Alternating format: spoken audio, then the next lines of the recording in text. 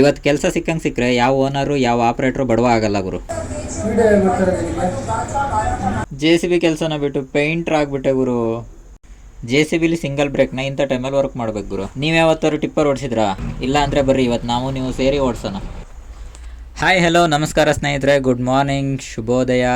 ಏನಪ್ಪ ಇಷ್ಟೊತ್ತಿಗೆ ಬಂದು ಶುಭೋದಯ ಹೇಳ್ತೀಯಲ್ಲ ಅಂತ ಕೇಳಿಬಿಡ್ರಿ. ಯಾಕಂದರೆ ನಿನ್ನೆ ಸ್ವಲ್ಪ ಮಲಗೋದು ಲೇಟ್ ಆಗಿತ್ತು. ಡ್ಯೂಟಿ ಮುಗಿಯೋದೆ 7:08 ಗಂಟೆ ಆಗಿತ್ತು. ಅಲ್ಲಿಂದ ಬಂದು ರೂಮಿಗೆ ಸ್ನಾನ ಮಾಡಿ ಊಟ ಮಾಡಿ ಆಮೇಲೆ ವೀಡಿಯೋ ಎಡಿಟಿಂಗ್ ಮಾಡ್ತಾ ಕೂತ್ಕೊಂಡೆ. ವೀಡಿಯೋ ಎಡಿಟಿಂಗ್ ಮಾಡಿ ಮುಗಿಸೋಷ್ಟೊತ್ತಿಗೆ ಟೈಮ್ ನೋಡಿದರೆ 2 ಗಂಟೆ ಆಗಿತ್ತು. ಆಮೇಲೆ ಅದನ್ನ ಅಪ್ಲೋಡ್ ಮಾಡಿ ಮಲ್ಕೊಳೋಷ್ಟೊತ್ತಿಗೆ 2:30 ಆಗಿತ್ತು. ಏಕೆಂದರೆ ಇವಾಗ ಕಲಿತಾ ಇರೋದ್ರಿಂದ ಸ್ವಲ್ಪ ಟೈಮ್ ಹಿಡಿತಾ ಇದೆ. ಇಷ್ಟೊತ್ತಿಗೆ ನಮ್ಮ ಓನರ್ ಫೋನ್ ಮಾಡಬೇಕಿತ್ತು, ಯಾಕೋ ಅವರು ಫೋನ್ ಮಾಡಿಲ್ಲ. ಇವತ್ತು ಯಾವುದೂ ಕೆಲಸ ಇಲ್ಲ ಅನಿಸುತ್ತೆ. ಅದಕ್ಕೆ ನಾನೇ ಎಚ್ಚರಾಗಿ ಕಂಡುಬಿಡೋಷ್ಟೊತ್ತಿಗೆ 9 ಗಂಟೆ ಆಗದೆ ಗುರು. ಸರಿ ಮುಖ ಗಿಕ್ಕ ತೊಳ್ಕೊಂಡು ಫ್ರೆಶ್ ಅಪ್ ಆಗಿ ಬರೋಣ ಅಂತ ಹೋಗಿ ಕನ್ನಡಿ ಮುಂದೆ ನಿಂತಾಗ ನನ್ನ ತಲೆಯಲ್ಲಿ ಒಂದು ವಿಷಯ ಹೊಳಿತು. ಅಲ್ಲ ಗುರು, ಆ ಹುಡುಗಿ ಬೇರೆ ಯಾರಿಗೋಸ್ಕರನ ನಿನ್ನ ಬಿಟ್ಟು ಇವತ್ತು ಅವ್ರ ಜೊತೆ ಖುಷಿಯಾಗಿದ್ದಾಳೆ. ಬಟ್ ನಾನು ಮಾತ್ರ ಗಡ್ಡ ಬಿಟ್ಟು ದೇವದಾಸ ಆಗಬೇಕಾ ಅಂತ ನನ್ನ ತಲೆಯಲ್ಲಿ ನನಗೆ ಅನ್ನಿಸ್ತು. ಇನ್ನೊಂದು ಕಡೆ ಇರಲಿ ಬಿಡು, ಅವ್ರ ಲೈಫು ಅವ್ರ ಇಷ್ಟ, ಅವ್ರಿಗೆ ಯಾರ ಜೊತೆ ಇರೋಕ್ಕೆ ಇಷ್ಟ ಇರುತ್ತೋ ಅವ್ರ ಜೊತೆನೇ ಇರಲಿ, ಒಟ್ನಲ್ಲಿ ಚೆನ್ನಾಗಿರಲಿ ಅಂತಲೂ ಅನ್ನಿಸ್ತು. ಸದ್ಯಕ್ಕೆ ನಾವು ನಮ್ಮ ಕೆಲಸದ ಕಡೆ ಗಮನ ಕೊಡೋಣ, ನಮ್ಮ ಉದ್ದೇಶದ ಕಡೆ ಗಮನ ಕೊಡೋಣ ಅಂತ ನಮ್ಗೆ ನಾನೇ ಮೋಟಿವೇಶನ್ ಸ್ಪೀಚ್ನ ಹೇಳ್ಕಂತ ಸೀದಾ ಕಟಿಂಗ್ ಮಾಡ್ಸೋಕೆ ಹೋದೆ. ಆ ಮೋಟಿವೇಶನ್ ಸ್ಪೀಚ್ನ ನೀವು ಒಂದು ಸಲ ಕೇಳಿಸ್ಕೊಂಡ್ಬಿಡ್ರಿ.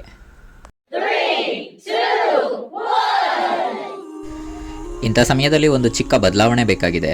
ಅದು ಯಾರಿಂದನೂ ಅಲ್ಲ, ನನ್ನೊಳಗೆ ನಾನೇ ತಂದ್ಕೋಬೇಕಾಗಿದೆ. ಜೀವನದಲ್ಲಿ ನಿಂತು ನೀರಾಗೋಕ್ಕಿಂತ ಹರಿತಾ ಇರೋ ನದಿಯಾಗೋಣ ಅಂತ ನನಗೆ ನಾನೇ ಹೇಳ್ಕೊತ ಸೀದಾ ಕಟಿಂಗ್ ಮಾಡ್ಸೋಕೆ ಬಂದೆ ಗುರು. ಇಲ್ಲಿ ಅವರು ಕಟಿಂಗ್ ಮಾಡ್ತಿದ್ದಾರೆ, ಬಟ್ ನಾನು ವೀಡಿಯೋ ಇಟ್ಟಿರೋದನ್ನೇ ನೋಡಿಲ್ಲ. ಅವ್ರು ಆಮೇಲೆ ನೋಡಿಬಿಟ್ಟು ಸಡನ್ನಾಗಿ ನನಗೆ ಯಾಕೆ ವೀಡಿಯೋ ಮಾಡಿದ್ರಪ್ಪ ಅಂತ ಕೇಳ್ಬೋದಾ.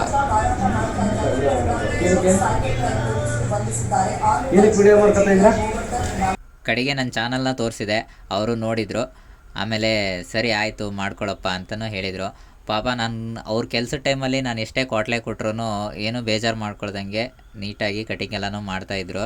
ಅಷ್ಟೊತ್ತಿಗೆ ಫೋನ್ ಮಾಡಿದ್ದು ನಮ್ಮ ಓನರು, ಇಲ್ಲೊಂದು ಕಡೆ ಕೆಲಸ ಐತೆ ಬಾರಪ್ಪ ಅಂತ ಹೇಳಿದರು.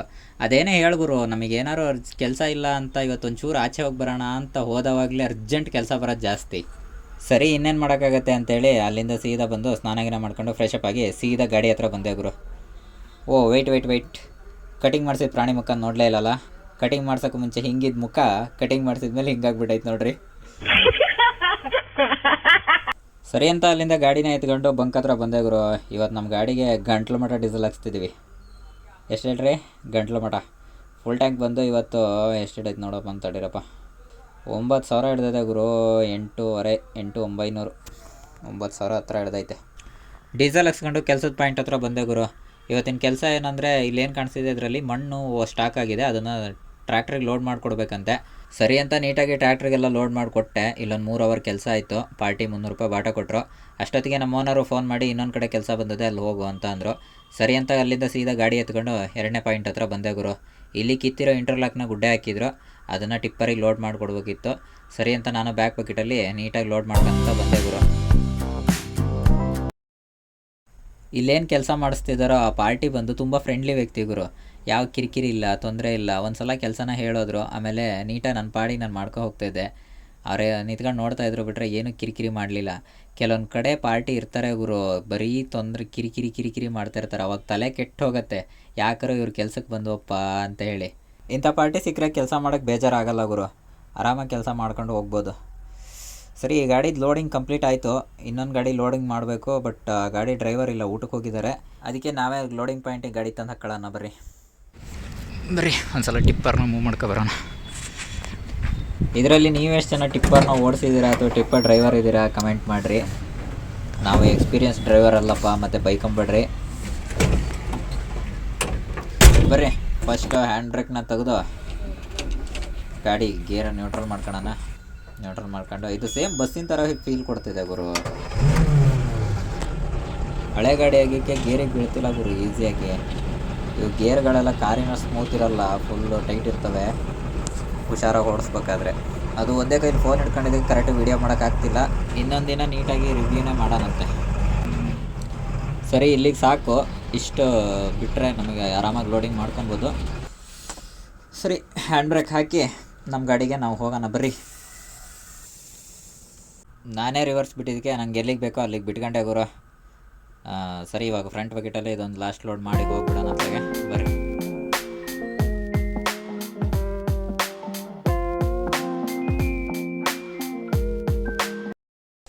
ಸರಿ, ಇಲ್ಲಿ ಲೋಡಿಂಗ್ ಎಲ್ಲ ಕಂಪ್ಲೀಟ್ ಆಯಿತು. ಇಲ್ಲಿನೂ ಪಾರ್ಟಿ 300 ರೂಪಾಯಿ ಬಾಟ ಕೊಟ್ಟರು ಗುರು. ಸರಿ ಅಂತ ಇಸ್ಕೊಂಡು ಊಟ ಗಿಟ ಮಾಡ್ಕೊಂಡು ಇನ್ನೊಂದು ಕಡೆ ಕೆಲಸ ಬಂದೈತಂತೆ, ಊಟ ಗಿಟ ಮಾಡ್ಕೊಂಡು ಅಲ್ಲಿ ಹೋಗೋಣ ಬರ್ರಿ. ಊಟ ಎಲ್ಲ ಮಾಡ್ಕೊಂಡು ಇಲ್ಲಿ ಬಂದೆ ಗುರು. ಇಲ್ಲೊಂದು 3 ಟ್ರ್ಯಾಕ್ಟ್ರ್ ಮಣ್ಣು ತುಂಬಿಕೊಡ್ಬೇಕಂತೆ. ಸರಿ ಅಂತ ತುಂಬಿಕೊಟ್ಟೆ. ಇಲ್ಲೊಂದು 100 ರೂಪಾಯಿ ಬಾಟ ಕೊಟ್ಟರು ಪಾರ್ಟಿ ಇಸ್ಕೊಂಡು ಸೀದಾ ಇನ್ನೊಂದು ಕಡೆ ಕೆಲಸಕ್ಕೆ ಬಂದೆ.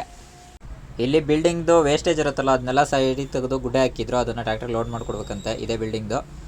ಸರಿ ಅಂತ ಟ್ರ್ಯಾಕ್ಟ್ರಿಗೆ ಲೋಡ್ ಮಾಡಿಕೊಟ್ಟೆ. ಇಲ್ಲೊಂದು 3 ಅವರ್ ಕೆಲಸ ಆಯಿತು. ಇಲ್ಲೊಂದು 300 ರೂಪಾಯಿ ಬಾಟ ಕೊಟ್ಟರು. ಅದನ್ನ ಇಸ್ಕೊಂಡು ಇನ್ನೂ ಒಂದು ಕಡೆ ಕೆಲಸ ಬಂದೈತೆ ಅಂತ ಅಂದರು. ಸರಿ ಅಂತ ಅಂದ್ಬಿಟ್ಟು ಅಲ್ಲಿ ಗಾಡಿ ಬಂದೆ. ಇಲ್ಲಿ ಒಂದು ಸೈಟಲ್ಲಿ ಮಣ್ಣು ಗುಡ್ಡೆ ಹಾಕಿದ್ರು, ಅದನ್ನೆಲ್ಲ ನೀಟಾಗಿ ಕ್ಲೀನ್ ಮಾಡಿ ಕೊಡಬೇಕಿತ್ತಂತೆ, ಟ್ರ್ಯಾಕ್ಟ್ರಿಗೆ ಲೋಡ್ ಮಾಡೋದಿತ್ತು. ಸರಿ ಅಂತ ಅದನ್ನೆಲ್ಲ ನೀಟಾಗಿ ಕ್ಲೀನ್ ಮಾಡಿ ತುಂಬಿಕೊಟ್ಟೆ. ಕ್ಲೀನ್ ಮಾಡಿದ್ಮೇಲೆ ಫಿನಿಶಿಂಗ್ ಈ ಥರ ಬಂದಿತ್ತು. ಹೆಂಗೆ ಬಂದಿದೆ ಕೆಲಸ ಅಂತೇಳಿ ನೀವು ಕಮೆಂಟ್ ಮಾಡಿರಿ. ಹಾಯ್ ಫ್ರೆಂಡ್ಸ್, ನಿನ್ನೆ ಅಲ್ಲಿ ಕೆಲಸನ ಕಂಪ್ಲೀಟ್ ಮಾಡ್ಕೊಂಡು ಬರೋಷ್ಟೊತ್ತಿಗೆ ನೈಟ್ ಆಗಿತ್ತು. ಸೀದಾ ಬಂದು ಮಲ್ಕೊಂಡ್ಬಿಟ್ಟೆ. ಇವತ್ತು ಬೆಳಗ್ಗೆ ಕೆಲಸ ಬಂದಿದೆ, ಅದಕ್ಕೆ ಇವತ್ತು 7 ಗಂಟೆಗೆ ಎದ್ದು ಹೋಗ್ತಾ ಇದ್ದೀನಿ. ಏನು ಕೆಲಸ ಇದೆಯೋ ಗೊತ್ತಿಲ್ಲ, ನೋಡ್ಬೇಕಲ್ಲಿ ಹೋಗಿ. ನಿನ್ನೆ ಮಾತ್ರ ಒಳ್ಳೆ ಕೆಲಸ ಬಂತು ಗುರು. ಒಂದೇ ದಿನದಲ್ಲಿ 5 ಕಡೆ ಕೆಲಸ ಮಾಡಿದ್ದೀವಿ. ಈ ಥರ ಕೆಲಸ ಸಿಕ್ಕರೆ ಯಾವ ಓನರ್ಗೂ ಯಾವ ಆಪ್ರೇಟ್ರಿಗೂ ಯಾವ ತೊಂದರೆನೂ ಇರಲ್ಲ ಗುರು. ಮತ್ತು ನಿನ್ನೆ ಎಷ್ಟಪ್ಪ ಸಂಪಾದನೆ ಮಾಡಿದೆ ಒಂದು ದಿನದಲ್ಲಿ, ನೀನು ಒಬ್ಬ ಡ್ರೈವರ್ ಆಗಿ ಎಷ್ಟಪ್ಪ ದುಡ್ದು ಅಂತ ಕೇಳಿದರೆ, ಪಾರ್ಟಿ ಬಾಟನೇ ಬಂದು 4 ಕಡೆ 300 ಕೊಟ್ಟಿದ್ದಾರೆ. ಒಂದು ಕಡೆ ಮಾತ್ರ 100 ರೂಪಾಯಿ ಕೊಟ್ಟಿದ್ದಾರೆ. ಅಂದರೆ 1300 ರೂಪಾಯಿ ಹತ್ರ ಆಗಿದೆ. ಆಮೇಲೆ ಓನರ್ ನಮಗೇನು ಪೇಮೆಂಟ್ ಮಾತಾಡಿ ಬಂದಿರ್ತೀವೋ, ನಾವು ಮಂತ್ಲಿ ಪೇಮೆಂಟ್ ಏನು ಮಾತಾಡಿ ಬಂದಿರ್ತೀವೋ ಅದರಲ್ಲಿ ಅದು ಪೇಮೆಂಟ್ ರನ್ನಿಂಗ್ ಇರುತ್ತೆ, ಅದನ್ನು ಕೊಡ್ತಾರೆ. ಮತ್ತು ಒಂದು ವಿಷಯ ಏನು ಅಂತಂದರೆ, ಪಾರ್ಟಿ ಬಾಟ ಅಂತ ಏನು ಕೊಡ್ತೀವೋ ಅದು ಅವರು ಪಾರ್ಟಿ ಕೆಲಸ ನೀಟಾಗಿ ಫಿನಿಶಿಂಗ್ ಬಂದೈತೆ ಅಂದರೆ ಖುಷಿಯಿಂದ ತಿಳಿದು ಕೊಡೋಂಥ ಟಿಪ್ಸು. ಇದು ಡೈಲಿ ಹಿಂಗೆ ಸಿಗುತ್ತೆ, ಇಷ್ಟೇ ಸಿಗುತ್ತೆ ಅಷ್ಟೇ ಸಿಗುತ್ತೆ ಅಂತೇನಿಲ್ಲ. ಅದು ಸಿಕ್ಕವಾಗ ಸಿಕ್ತು, ಸಿಗದೇ ಇದ್ದವಾಗ ಇಲ್ಲ. ಒಂದೊಂದು ದಿನ ಕೆಲಸ ಇಲ್ಲ ಅಂದರೆ ಏನೂ ಇರೋದಿಲ್ಲ, ಕೆಲಸ ಇದ್ದವಾಗ ಈ ಥರ ಇರುತ್ತೆ. ಏನೇ ಹೇಳು, ನಿನ್ನೆ ಮಾತ್ರ ಚೆನ್ನಾಗಿತ್ತು ನಮ್ಮ ಡೇ. ನಿನ್ನೆ ಲಕ್ಕಿ ಡೇ ಆಗಿತ್ತು. ಎಲ್ಲಿ ಕರ್ಕೊಂಡು ಹೋಗ್ತಾರಂತಲೇ ಗೊತ್ತಿಲ್ಲ ಗುರು. ಒಟ್ಟಿನಲ್ಲಿ ಆ ಟ್ಯಾಕ್ಟ್ರಿನ ಫಾಲೋ ಮಾಡ್ಕೊಂಡು ಹೋಗ್ತಾ ಇದ್ದೀನಿ. ಹೋಗ್ತಾನೆ ಅವರೇ, ಎಲ್ಲಿ ಹೋಗ್ತಾರೋ ಗೊತ್ತಿಲ್ಲ.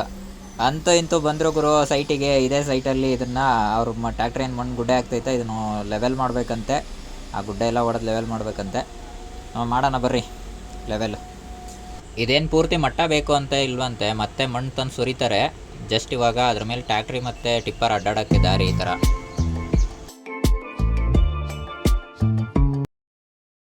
ಯಪ್ಪ ದೇವರೇ, ಬೆಳಗ್ಗೆ ಎಂಥ ಪಾರ್ಟಿ ಸಿಕ್ಕರು ಗುರು.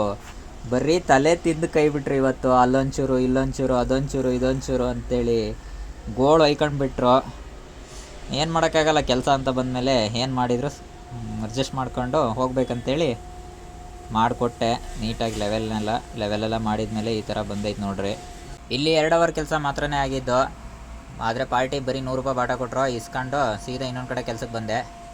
ಇಲ್ಲಿ ಇದೇನು ಕಾಣಿಸ್ತಿದೆಯೋ ಅದನ್ನು ಕ್ಲೀನ್ ಮಾಡಬೇಕಂತೆ. ಇದ್ರ ಇಂಟರ್ಲಾಕ್ ಹಾಕಿದ್ದಾರೆ ಅಡಿಗಡೆ, ಅದ್ರ ಮೇಲ್ಗಡೆ ದರಗಳು ಎಲೆ ಎಲ್ಲ ಬಿದ್ದಿದೆ, ಅದನ್ನು ಫ್ರಂಟ್ ಬಕೆಟಲ್ಲಿ ಡೋಸ್ ಹೊಡೆದು ಕೊಡಬೇಕಂತೆ. ಸರಿ ಬರ್ರಿ, ಇದೇನು ಒಂದು 10 ನಿಮಿಷದ ಕೆಲಸ ಮಾಡೋಗೋಣ.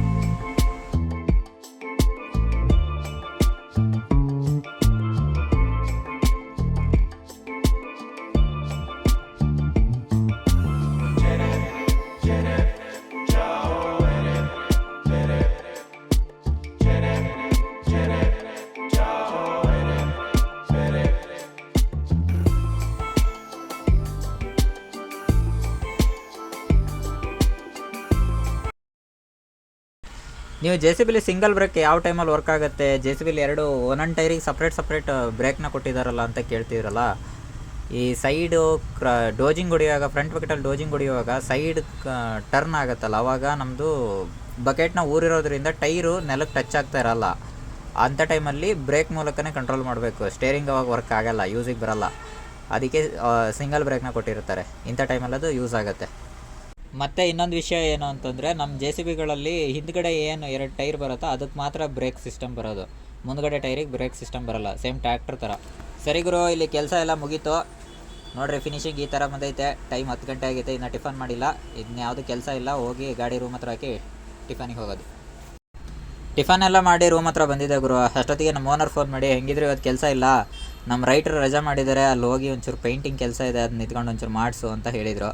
ಸರಿ ಅಂತ ಲೇಬರ್ನ ಕರ್ಕೊಂಡು ಮತ್ತು ಪೇಂಟರ್ಸ್ನ ಕರ್ಕೊಂಡು ಬಂದೆ ಇಲ್ಲಿಗೆ. ಇವತ್ತು ಒಂದಿನದ ಮಟ್ಟಿಗೆ ನಾನು ಈ ಸೈಟಿಗೆ ರೈಟ್ರ್ ಆಗಿಬಿಟ್ಟಿನಿ. ಇದು ಇಲ್ಲಿ ಫುಟ್ಪಾತಿನ ಸೈಡಿಗೆ ಆಲೋ ಬ್ಲಾಕ್ಸ್ ಇರುತ್ತಲ್ಲ, ಅದಕ್ಕೆ ಪೇಂಟ್ ಮಾಡಬೇಕಿತ್ತು. ಅವ್ರು ಮಾಡ್ತಾಯಿದ್ರು, ಹೇಳಿದೆ ಒಂದು ಸಲ ಹೇಳಿದೆ, ಅವರೆಲ್ಲ ನೀಟಾಗಿ ಮಾಡ್ತಾ ಹೋಯಿದ್ರು. ನಾನು ನಿಂತ್ಕೊಂಡು ಮಾಡಿಸ್ತಾ ಇದ್ದೆ ಎಲ್ಲನ.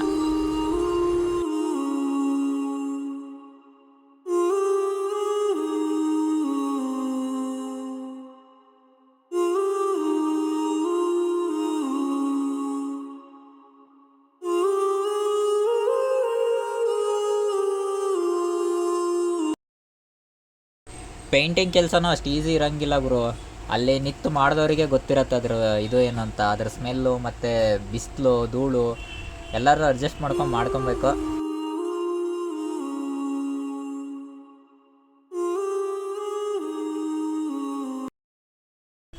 ನಮ್ಮ ಓನರು ಅವ್ರ ಹತ್ರ ನಿಂತ್ಕೊಂಡು ಕೆಲಸ ಮಾಡಿಸು ಅಂತ ಕಳಿಸಿದ್ರು. ಕೆಲಸ ಮಾಡಿಸಿದ್ರಕ್ಕಿಂತ ಜಾಸ್ತಿ ನಾನಲ್ಲ ಅವರ ಜೊತೆ ಮಾತಾಡಿದ್ದೇ ಜಾಸ್ತಿ ಐತೆ ಗುರು.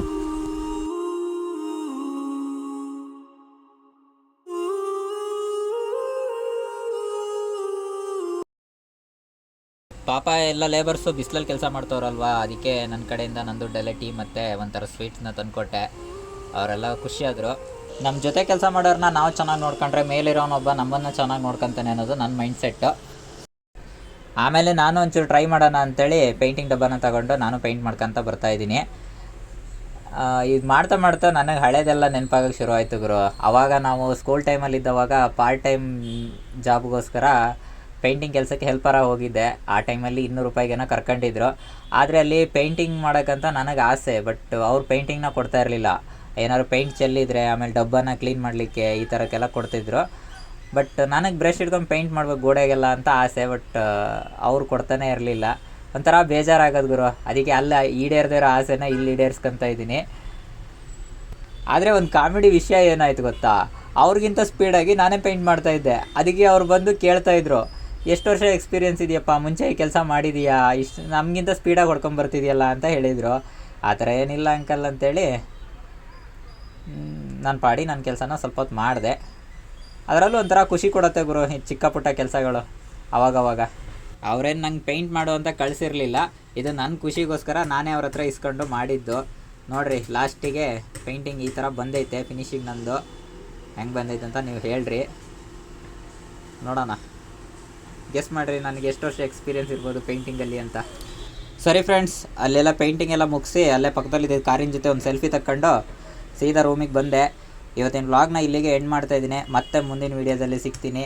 ಇಷ್ಟ ಆದರೆ ಲೈಕ್ ಮಾಡಿರಿ, ಶೇರ್ ಮಾಡಿರಿ, ಸಬ್ಸ್ಕ್ರೈಬ್ ಮಾಡಿರಿ ಅಂತ ಹೇಳ್ತಾ take care, tata, bye bye, love you from VRS.